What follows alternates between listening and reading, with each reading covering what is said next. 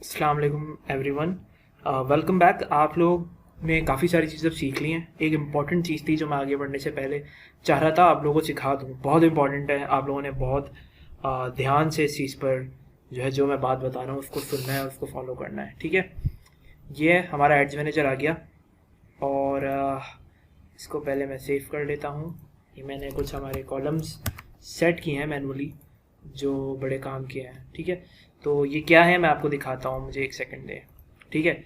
जब भी आप अपना एड्स मैनेजर ऑन करते हैं तो ऑटोमेटिकली आपका एड्स मैनेजर कुछ इस तरीके से शो होगा आपके पेज के ऊपर, ठीक है। ये कॉलम्स नॉर्मली परफॉर्मेंस पे सेलेक्ट हुए होते हैं, उसमें आपकी कैंपेन आ रही होती है, वो कैंपेन टर्न ऑन है, ऑफ है, रिजेक्ट हो गई, वो सब आ रहा होता है। बिड स्ट्रैटेजी आ रही होती है, बजट आ रहा होता है, एडिट का कुछ आ रहा होता है, रिजल्ट, रीच, कॉस्ट, और इस तरीके से कुछ आ रही होती हैं चीज़ें जो आप देख सकते हैं। ज़रूरी ये है कि इस डेटा को हम इस तरीके से देखें कि आपके लिए इफेक्टिव हो, यानी एक नज़र मारी आपको पता चल गया यार क्या अच्छा हो रहा है क्या बुरा हो रहा है।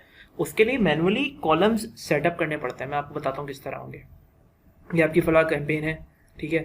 मेरी ये एक एड अकाउंट है, इसके ऊपर ये मैंने कैंपेन्स कुछ रन करी थी टेस्टिंग के लिए, ठीक है। हज़ार रुपये इतना बजट था, इतनी हम समझ लें कि आराम से ये वैसे तो कैंपेन्स और भी थी खैर, लेकिन अभी आप समझ लें ये 4 लाख लोगों को हमने ऑलमोस्ट रीच किया था अपने ऐड से। प्रोडक्ट सेल करने के लिए चीज़ सक्सेसफुल गई थी, ठीक है। हमारी पर इंगेजमेंट कॉस्ट भी बहुत कम आ रही थी।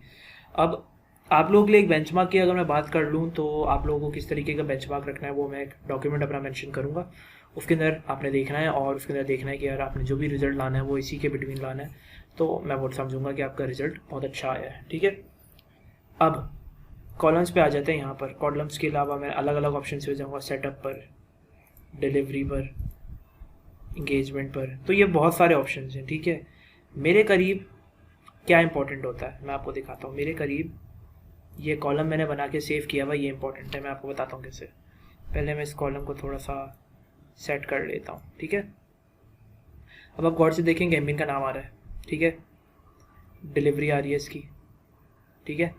डिलीवरी मतलब ऑन है ऑफ है क्या है। इसका बजट मैंने डेली का कितना लगाया हुआ या मंथली का लगाया हुआ, यहाँ लिखा आ रहा है। एडिट करना होगा, यहाँ से क्लिक करके मैं एक सेकंड में एडिट कर दूंगा। टोटल अमाउंट स्पेंड जो मैं इस एड कैंपेन पे कर चुका हूँ अब तक। अब ये किस तरह आप सेट करोगे, ये डेज़ के लिहाज से आप सेट करोगे कि यार आज कितने हुए, कल कितने हुए। मैंने इसे लाइफ टाइम पे सेलेक्ट किया हुआ है, ठीक है। ये हो गया। CPM, कॉस्ट पर 1000 इंप्रेशन, यानी आपका आपका जो ऐड है ये बड़ा ज़रूरी चीज़ है, ठीक है। इसको गौर से सुनिएगा। आपका ऐड 1000 लोगों की न्यूज़ फीड तक पहुंचने के लिए आपको कितना कॉस्ट कर रहा है। जितना कम आपका CPM होगा ना, उतनी ज़्यादा सस्ता आपको ऐड पड़ेगा, उतने ज़्यादा लोगों को आप रीच करोगे, ठीक है। इसका मतलब मैं आपको बताता हूँ क्या है। मैं 7 रुपये स्पेंड करके 1000 लोगों को अपना ऐड दिखा रहा हूँ। इस ऐड के अंदर मैं 22 रुपये स्पेंड करके अपना ऐड 1000 लोगों को दिखा रहा हूँ।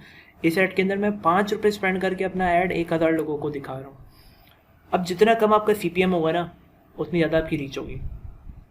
जो मेरे पेज के ऊपर मैंने बहुत लोगों के एक्सीलेंट रिजल्ट्स लगाए हैं, वो यही देखते हुए लगाएं कि भाई उनका CPM और उनकी चीज़ें बड़ी अमेजिंग आ रही है। अब आप ये सोचें कि 7 रुपये के अंदर आप 1000 लोगों को अपनी चीज़ दिखा सकते हैं। अगर आप 700 रुपये लगाएं तो आप 10,000 लोगों को अपनी चीज़ दिखा सकते हैं। 10,000 लोगों में से एक बंदा तो ऐसा होगा ना जो आपका प्रोडक्ट खरीदेगा, एक तो होगा ना ऐसा।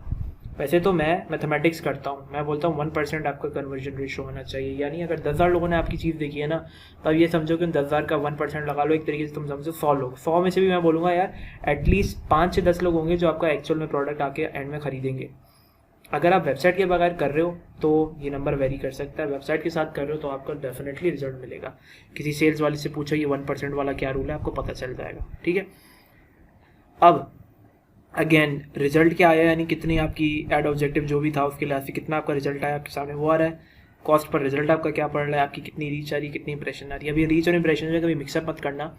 रीच और इंप्रेशन तकरीबन सेम है, डिफरेंस ये भी होता है इंप्रेशन का मतलब कितनी बार किसी की न्यूज़ फीड पर आया, और रीच का मतलब ये है कि मतलब एक होती है चीज़ कि आप न्यू ऑडियंस को रीच कर रहे हो, नया और लोगों को जा रहे हो, और एक होता है वही ऐड वापस किसी और को दिख रहा है। तो ये रीच और इंप्रेशंस में इतना ज़्यादा कोई मेजर डिफरेंस नहीं है, तो आप इन दोनों में कंफ्यूज मत रखिएगा। बस सिंपली इसको देखें और ये समझें कि यार तकरीबन इतने लोगों को मेरा ऐड, इतने लोगों ने मेरा देख लिया है, ठीक है।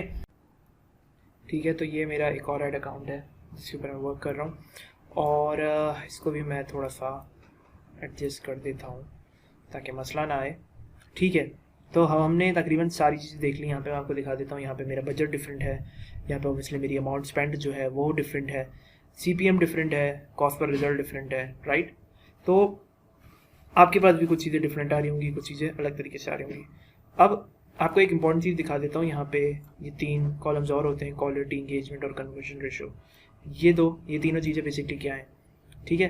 तो आप अभी कैंपेन लेवल पर है, आप पहले एड सेट लेवल पर आए, ठीक है। ये एड सेट में भी मेरी मल्टीपल एड सेट्स बने हुए हैं। मैंने एक एड सेट सेलेक्ट कर लिया और अब मैं ऐड लेवल पर आ गया। जब मैं ऐड लेवल पर आया हूँ तो यहाँ पे मुझे सब दिख रहा है। अब आप गौर से देखें, ये यहाँ पर ऐड लेवल पे 3 स्टैट्स आ रहे हैं, क्वालिटी, इंगेजमेंट और कन्वर्जन रैंकिंग, ठीक है। और तीनों में अबव एवरेज आ रहा है। इसका मतलब ये है कि इस ऐड ने अपनी मैक्सिमम परफॉर्मेंस मुझे दी हुई है, ठीक है। बताता हूँ कैसे। ये 3 फैक्टर्स हैं। इन 3 फैक्टर्स में 3 चीज़ें आती हैं हमेशा, एवरेज, अबव एवरेज और बिलो एवरेज, ठीक है। अब ऑब्वियसली मेरा ऐड अच्छा परफॉर्म कर रहा है, ये यहाँ पर अबव एवरेज दे रहा है सबको। मैं आपको बाकी एड्स दिखाता हूँ जो इसी के अंदर थे। मुझे 1 मिनट दिएगा।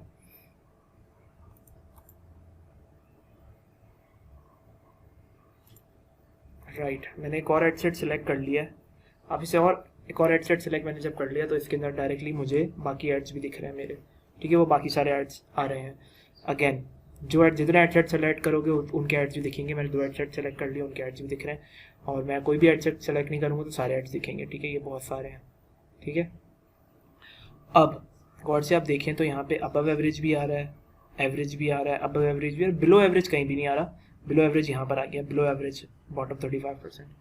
तो जब भी आप कोई ऐड रन करोगे, अगर आपके ऐड के अंदर तीनों चीज़ें अबव एवरेज आ रही हैं तो आपका ऐड वीआईपी परफॉर्म कर रहा है, बेहतरीन परफॉर्म कर रहा है आपका ऐड क्रिएटिव, ठीक है। अगर अच्छा परफॉर्म नहीं कर रहा तो आप अपना ऐड क्रिएटिव चेंज कर दोगे, ठीक है। ज़रूरी है आप अपना ऐड क्रिएटिव चेंज कर दो, दूसरी इमेज यूज़ करो, दूसरी वीडियो यूज़ करो।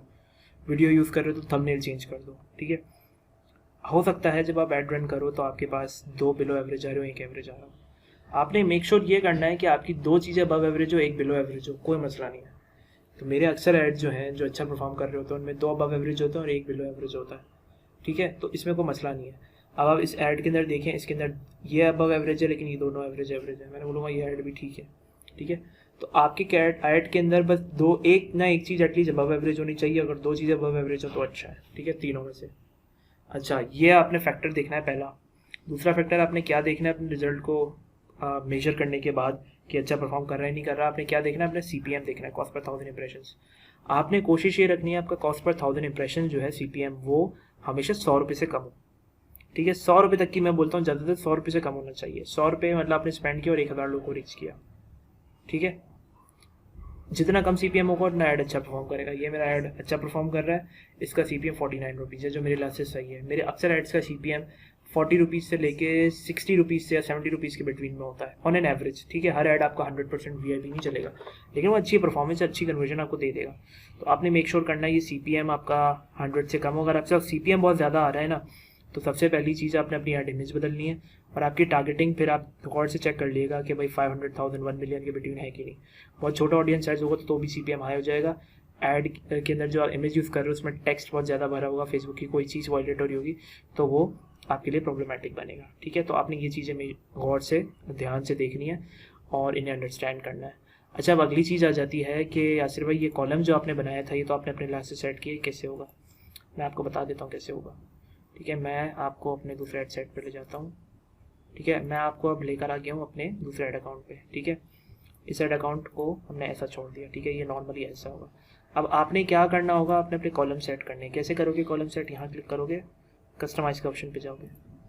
जब आप कस्टमाइज़ के ऑप्शन पे जाओगे तो यहाँ पे बहुत सारी चीज़ें आ जाएंगी, उनमें से कुछ चीज़ें आप हटा दोगे, कुछ चीज़ें आप लगा दोगे, और यहाँ पर भी बहुत सारी चीज़ें आप चेक कर सकते हैं। हमारे लिए काम की चीज़ अभी सिर्फ एक है इस लिस्ट के अंदर से। मैं चाहूँ तो ऊपर लिख सकता हूँ CPM, मैंने आगे लिख दिया, CPM आ गया, मैंने सेलेक्ट कर दिया, ये CPM नीचे ऐड हो गया, ठीक है। आपने क्या करना है, पहली फुर्सत में कुछ चीज़ें हटानी है जो एकदम बेकार है, किसी काम की नहीं है आपके। ये लास्ट सिग्निफिकेंट एडिट हटा दो, और आई थिंक स्केड्यूल हटाना चाहो तो हटा दो, जरूर नहीं। वेबसाइट परचेज रखना है तो रख लो, नहीं रखना नहीं रखो, कोई मसला नहीं है। ऐसे बहुत सारे ऑप्शन हैं जो आप अपने लिहाज से यहाँ पे ऐड कर सकते हैं, सारी आपकी मर्जी है, ठीक है। अब मैं क्या करूँगा, मैं इनको अरेंज करूँगा। मैंने अप्लाई का बटन दबा दिया। अब देखो ये अप्लाई तो होगा लेकिन इनकी अरेंजमेंट जो है ना थोड़ी सी आगे पीछे हो रही है, मेरे लिहाज से सही नहीं है क्योंकि CPM सबसे एंड में आ रहा है। अब मैं गया कस्टमाइज में वापस, मैंने क्या किया, मैंने कहा यार CPM मुझे सबसे आगे चाहिए। मैं इसे ट्रैक करके ऊपर ले आया, मैंने कहा भाई CPM होना चाहिए यहाँ पर, ठीक है। फिर मैंने गया, मैंने कहा भाई अमाउंट स्पेंड का कॉलम भी बड़ा पीछे, इसको ऊपर लेकर आओ। ये मैं ऊपर ले आया यहाँ पर बजट के पास, ठीक है। इसके अलावा result, reach, cost per result मैं ऑब्वियसली ऊपर रखता हूँ। और एट दी एंड ये बाकी सारी चीज़ें आ रही हैं, कैंपेन का बैंडो, स्केड्यूल क्या है, इंगेजमेंट रेशो, ये तीनों आपके ऑब्वियसली आप इन्हें भी कोने में रखें। और ये करने के बाद आपने कर दिया अप्लाई, और मैं आपको दिखाता हूँ क्या हुआ, ठीक है। डिलीवरी आपको पता है क्या है, क्या ऐड के अंदर कोई प्रॉब्लम तो नहीं है, रिजेक्ट तो नहीं हो गया, कोई मसला तो नहीं आ रहा, वो आपको पता चल जाएगा। बिड स्ट्रैटेजी रखनी है रख लो, नहीं रखनी नहीं रखो। बजट लाजमी होना चाहिए ताकि आपको पता चले कि भाई इसका डेली का बजट है, लाइफ टाइम बजट है, क्या है। अमाउंट स्पेंड यानी टोटल कितनी अमाउंट स्पेंड हो गई, आप डेट के लिहाज से चेंज करोगे तो आपको पता चल जाएगा। किसी एक स्पेसिफिक डेट पे जाओगे, उस दिन के कितने पैसे स्पेंड हुए पता चल जाएगा। CPM आपको ऑलरेडी मैंने बता दिया है, रिजल्ट, रीच और कॉस्ट पर रिजल्ट, ये सारी चीज़ें आपको बताएं क्या है, ठीक है। अच्छा, सबसे इंपॉर्टेंट चीज़ ये करने के बाद आप सेव पे क्लिक करोगे और इसको कर दोगे, जैसे मैंने 1 नंबर लगा दिया, सेव कर दिया। अब क्या होगा, जब भी आपने अपनी कैंपेन खोली नई, ठीक है, कभी कुछ किया, ठीक है, या चाहें तो इसको सेट एज डिफ़ॉल्ट भी कर दें तो ये ऑटोमेटिकली इसी पे रहेगा जब भी आप ऐड कैंपेन खोलेंगे। अगर सेट एज डिफ़ॉल्ट, जैसे ये सेलेक्ट हुआ है, अब आपने ये कॉलम सेलेक्ट कर, ठीक है।